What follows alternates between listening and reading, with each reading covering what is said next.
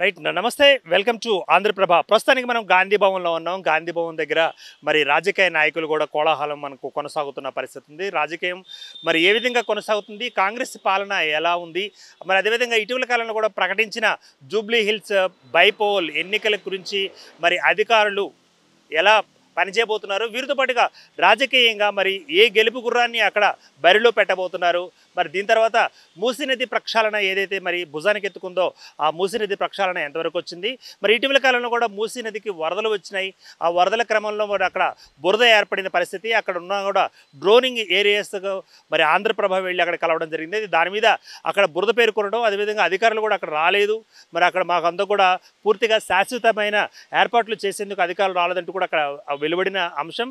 దాని మీద మరి ఆ నాయకులు ఏమంటున్నారు, కాంగ్రెస్ నాయకులు మరి వీటితో పాటుగా మరి పథకాల పట్ల అసంతృప్తి వ్యక్తం చేస్తున్నారంటూ బయట బీఆర్ఎస్ వినిపిస్తున్న మాట మరి అన్ని పథకాలు అమలయ్యాయా, ఏమైనా పథకాలు మిగిలిపోయాయా, లేకపోతే రానున్న కాలంలో ఏమైనా పథకాలను కూడా మరి అమలు చేసే ఒక పరిస్థితి ఏర్పడిందా లేదా అన్నది కూడా మనం రాజకీయ నాయకుల్ని మరి ముఖ్యంగా కాంగ్రెస్ నాయకుల్ని సూటిగా అడిగే ప్రశ్న చేద్దాం.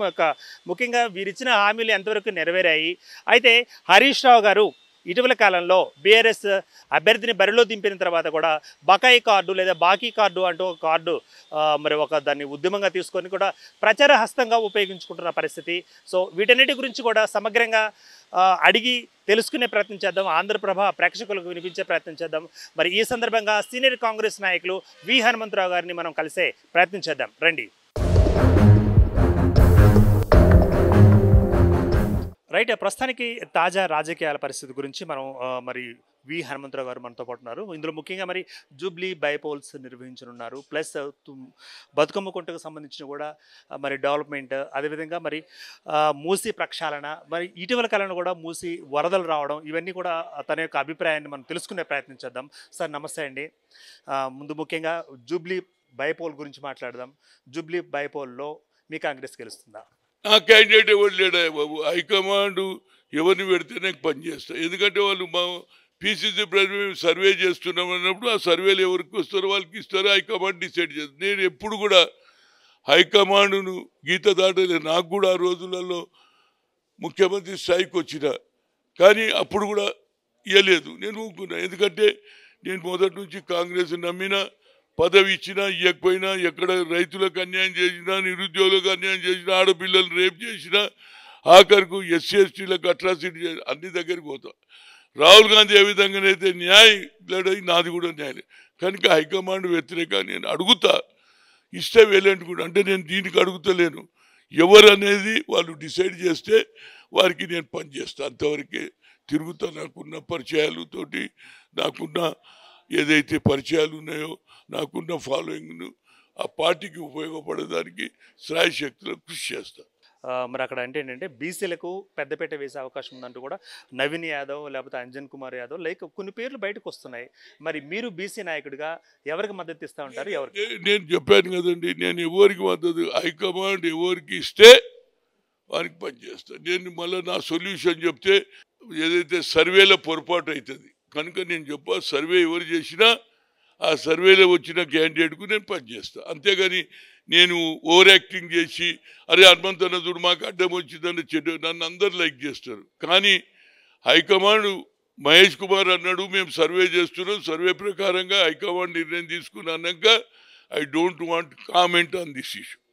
మరి ఇప్పుడు అదేవిధంగా మీరు పెట్టబోతున్న మీ గెలుపు గుర్రానికి మరి ఛాన్సెస్ ఎంత ఉన్నాయంటారు? ఆల్రెడీ అక్కడ మరి సునీతమ్మకు కూడా ఎక్కువగా ఓట్లు పడే అవకాశం ఉందని ఒక సర్వే చెప్తుందంటూ కూడా కేసీఆర్ గారు చెప్పిన మాట. మరి మీరేమంటారు దానికి? చూడండి, ఆడ చనిపోయినటువంటి గోపీనాథ్ భార్యకి ఇస్తున్నారు. వాళ్ళు ఏమంటే చనిపోయిన భార్య కాబట్టి లేడీస్ కాబట్టి ఇస్తున్నారు. కానీ ప్రజలు ఈనాడు కాంగ్రెస్ మీద అభిమానం ఉన్నది, ఇచ్చిన మాటలు నిలబెట్టి వాళ్ళు ఎంతసేపటికి 6 డిక్లరేషన్ కాదంటారు. అన్ని అబద్ధాలు 5 చేసినాం, ఒక్కటే చేయాలి.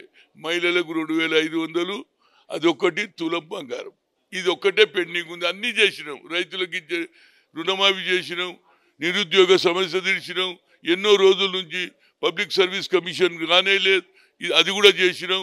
అదేవిధంగా ఇవాళ ఉద్యోగస్తులకు మొన్ననే 60,000 ఉద్యోగాలు కూడా ఇచ్చినాం. ఇవాళ IAS IPS పిల్లలు అవుతున్నారు కనుక మాది ఒక కృత నిశ్చయం ఉంది.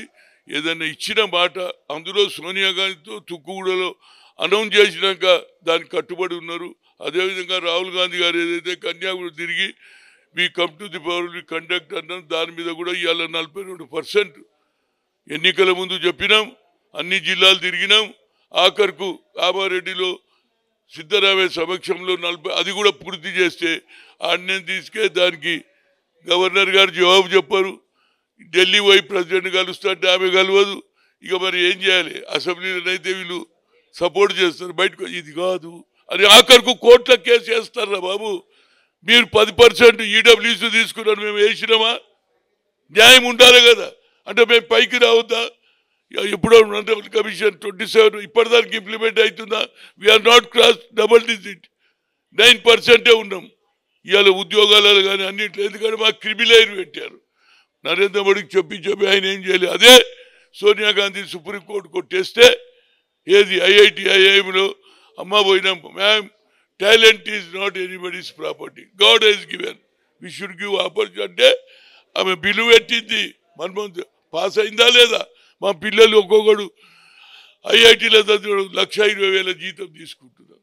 ఆల్ ఇండియా ఇన్స్టిట్యూట్ డాక్టర్లు. That is the commitment of upper క్లాస్లో పుట్టినటువంటి ఇందిరాగాంధీ సోనియా గాంధీ కానీ రాహుల్ గాంధీ కానీ రాజీవ్ గాంధీ బడుగు బలైన వర్గాల గురించి ఆలోచన చేస్తున్నారు. తప్పనిసరిగా రేపు ఇన్మింతాడు కొందరు పోయినరు దీన్ని ఆపడానికి. మేము పోయినామా? ఈడబ్ల్యూసీ పెట్టి పోయినామా కోర్టుకు? మేము అరే అందరూ కూడా పేదోళ్ళు ఉన్నారు, సపోర్ట్ ఇవాళ మాకు ఇస్తుంటే కావాలని కోర్టుకు పోయి ఇది ఎట్లయింది అది ఎట్లయింది ఆర్డినెన్స్ తీస్తే గవర్నర్కి పంపిస్తే ఆమె ఎస్ చెప్పదు, నో చెప్పదు. ఇక ప్రెసిడెంట్ దగ్గర రారు. ప్రెసిడెంట్ కలుస్తామని ఢిల్లీ పోయినా ఇక మనకు ఒక్కటే చెప్తున్నా, బీసీ సోదరిమణులకు ఇక మనం వద్దు, ఇందిరా పార్క్ వద్దు, జంతర్ మంతర్ వద్దు, అందరు 6వ తేదీన రండి. ప్లీడింగ్ కానీ ఏదైతే 8th రిజల్ట్ వచ్చే లోపల వాళ్ళు ఏమంటున్నారంటే 130 కులాలు ఉన్నాయి, వాళ్ళల్లో యూనిటీ ఉండదు. లేదు, మనం అందరం యూనిటీ. బీసీ అనే వాళ్ళందరూ రావాలి, అందరు ప్లీడింగ్ వేయాలి. ఆర్గనైజేషన్స్ అందరికీ చెప్పిన, ఆయన ఎవరు చిరంజీవికి చెప్పి ఆయన వేస్తున్నాడు, అదేవిధంగా జాజుల శ్రీనివాస్ వేస్తున్నాడు, అందరు వేస్తున్నాడు, బాలగోని అందరు ఏ ఆర్గనైజేషన్లో అందరు ప్లీడింగ్ చేద్దాం. ఎక్కువ మంది వేస్తే వాళ్ళు కూడా అంటారే బీసీలలో యూనిటీ వచ్చింది, మనం దీని వ్యతిరేకంగా తీర్పిస్తే ప్రజలలో అలజడి ఉంటుంది అనేది వాళ్ళకు కూడా జడ్జిలకు కూడా ఆలోచనలో మార్పు రావాలని, మేమంతా యూనిటీ ఉన్నదని అందరు ముందుకు రావాలి. దీన్ని రీడింగ్ చేస్తే ఎక్కువ సంఖ్యలో చేస్తే ఈయన, ఎందుకంటే జ్యుడిషియల్ కూడా ఎక్కువ సంఖ్యలో వాళ్ళే ఉన్నారు అక్కడ, మా వాళ్ళు లేరు. అయినా మాది న్యాయమైన కోరిక, వాళ్ళు న్యాయం చేయమని కోరుతున్నా. కానీ మనం యూనిటీ చూపించాలి. ప్రభుత్వం చిత్తశుద్ధితో ఉన్నది. ఎలక్షన్ నోటిఫికేషన్ కూడా వచ్చింది, దాన్ని ఆపడానికి ప్రయత్నం చేయడం వద్దని కోరుతున్నా.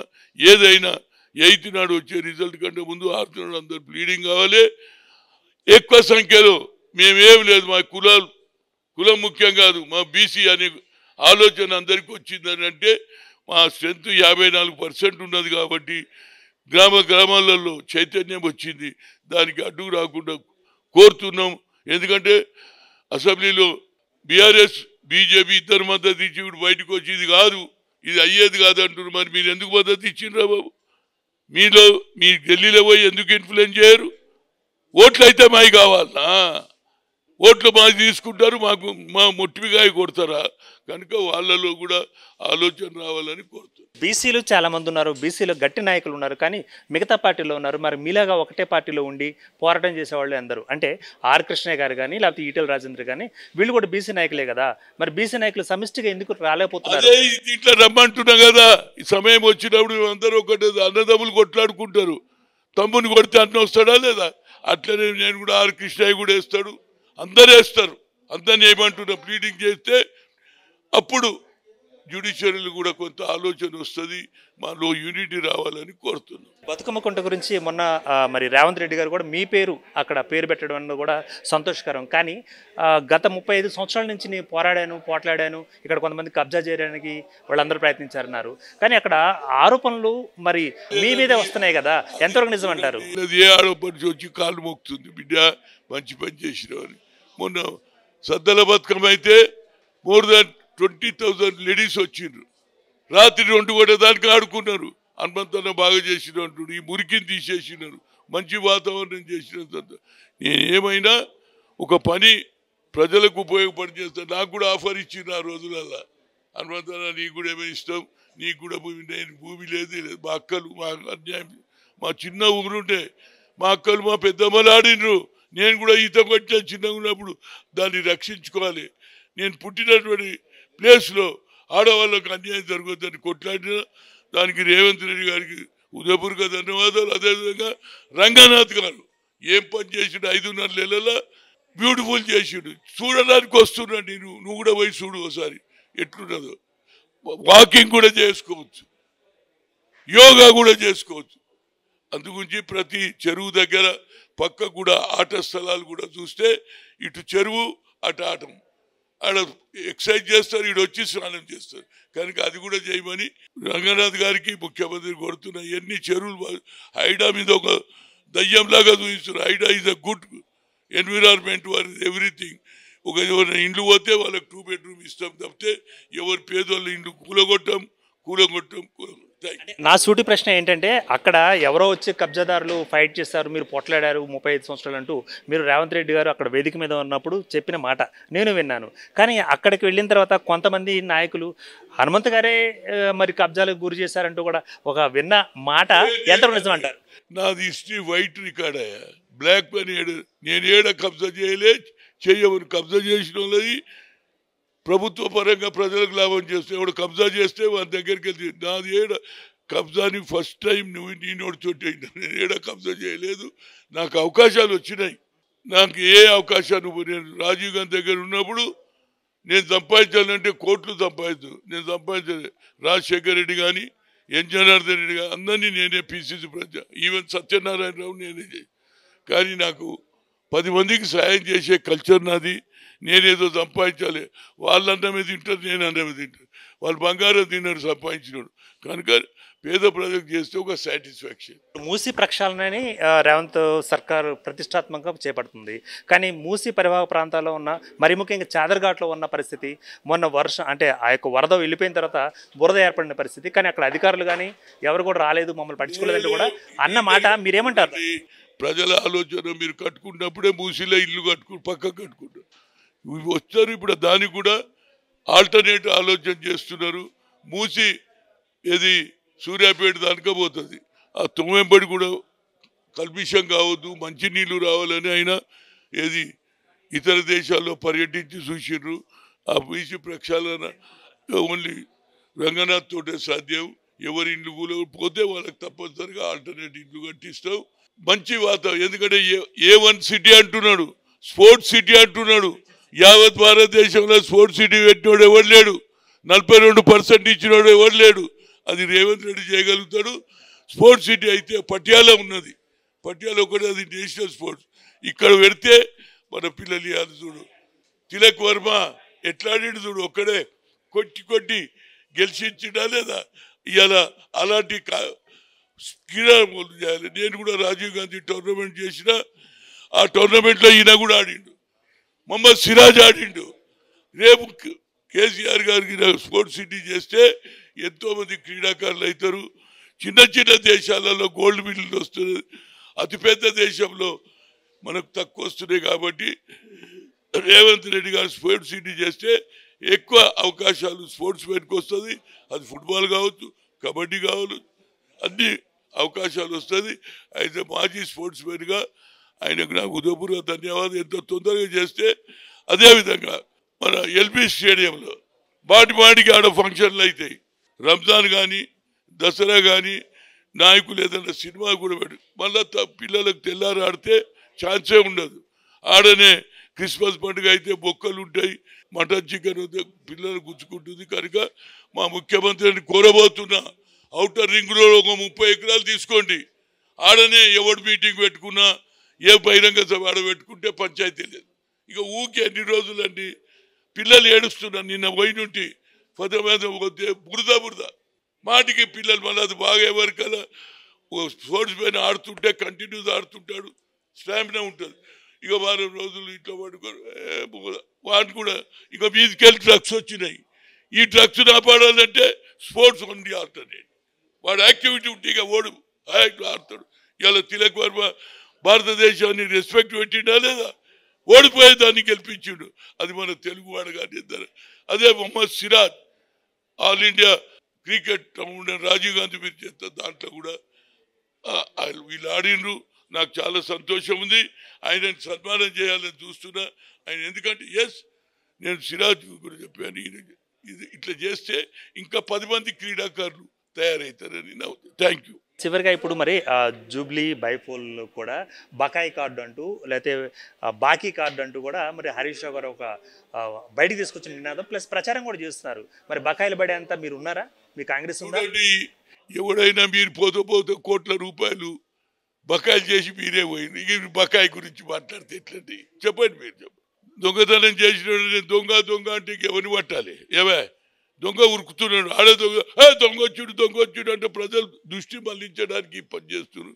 ఏదైనా తప్పనిసరిగా ఇచ్చిన హామీలని పూర్తి చేసి ఒక్కటే మహిళలకి 2500 వచ్చి ఆ ఒక్కటే స్కీమ్ ఉన్నది. అన్నీ ఆల్మోస్ట్ రైతులు కానీ నిరుద్యోగులకు ఉద్యోగులు వచ్చినాయి.